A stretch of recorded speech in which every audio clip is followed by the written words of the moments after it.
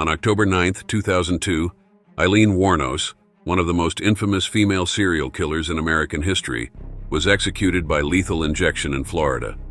Her story is one of pain, tragedy, and violence. But was she a cold-blooded killer, or was she a victim of a system that failed her? Aileen's death was the end of a life defined by trauma, abuse, and violence. But what led her to a path that would end in execution? Aileen Carol Wuornos was born on February 29, 1956, in Troy, Michigan, to Leo and Diane Wuornos. Her father, a convicted sex offender, was absent during her childhood, having been incarcerated before she was born. Her mother, Diane, struggled with mental health issues, and by the age of 4, Aileen was placed into the care of her grandparents.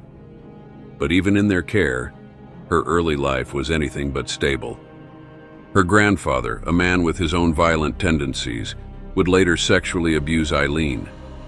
The trauma she endured at a young age marked the beginning of a lifetime of struggles. At the age of 11, Aileen began engaging in sexual activity with her brother, a painful and confusing experience that stayed with her into adulthood. At age 14, she became pregnant after being assaulted by a family friend. Aileen gave birth to a boy at a home for unwed mothers on March 23, 1971, and the child was placed for adoption.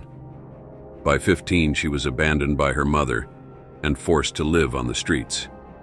She resorted to prostitution to survive, becoming a victim of physical and sexual abuse at the hands of many of her clients.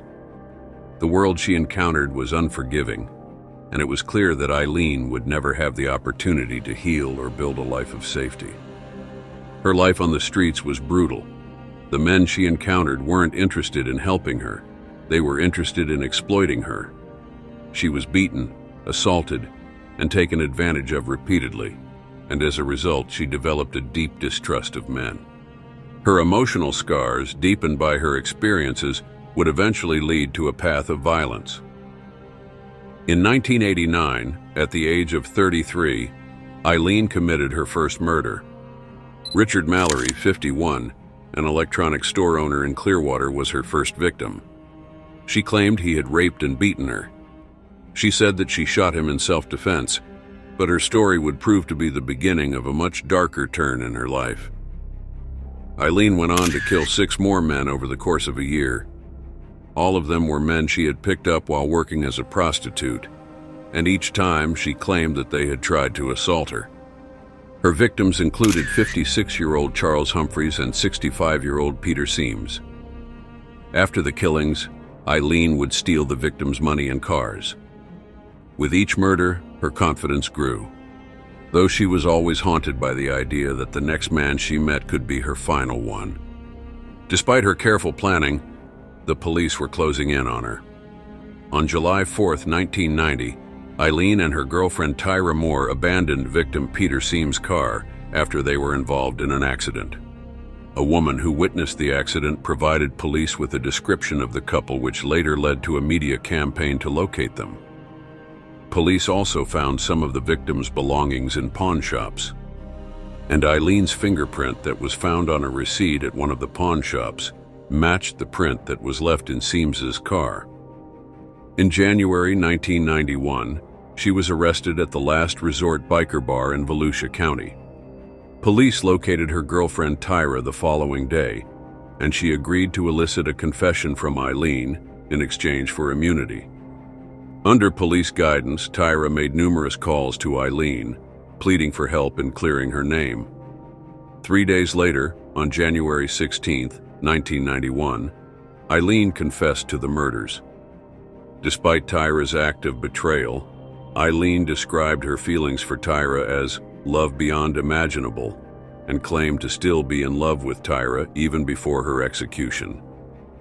Aileen's arrest and subsequent trial shocked the nation.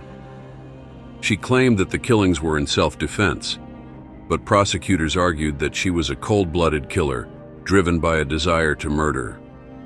Her mental state was called into question, with her defense team citing her history of abuse and trauma as the root cause of her actions. The trial of Aileen Wuornos was a media circus. Some saw her as a victim driven to violence by years of abuse and neglect. Others saw her as a monster who had brutally murdered men in cold blood. Aileen's defense was that she had killed in self-defense, but the jury wasn't swayed. They convicted her of the murder of Richard Mallory, and she was sentenced to death. In the years that followed, her mental health continued to deteriorate. She was diagnosed with borderline personality disorder and antisocial personality disorder. Her behavior became increasingly erratic, and she lashed out in courtrooms and interviews, repeating that she had killed in self-defense and that the men she murdered had attempted to assault her. For over a decade, Aileen lived on death row.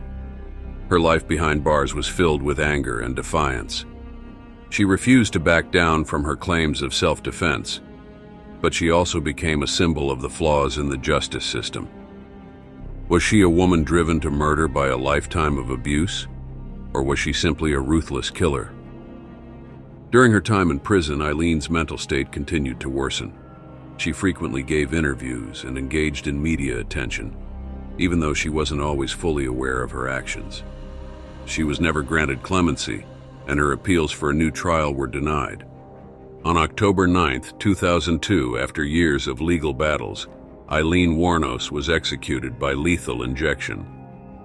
Rejecting the traditional indulgence of a last meal, Aileen opted for a simple cup of coffee before execution, perhaps a final and telling gesture that hinted at her disdain for convention and the gravity of her impending fate. She delivered her final words with a cryptic and enigmatic tone. "Yes, I would just like to say I'm sailing with the Rock, and I'll be back like Independence Day with Jesus June 6th. Like the movie Big Mothership and all, I'll be back," she said.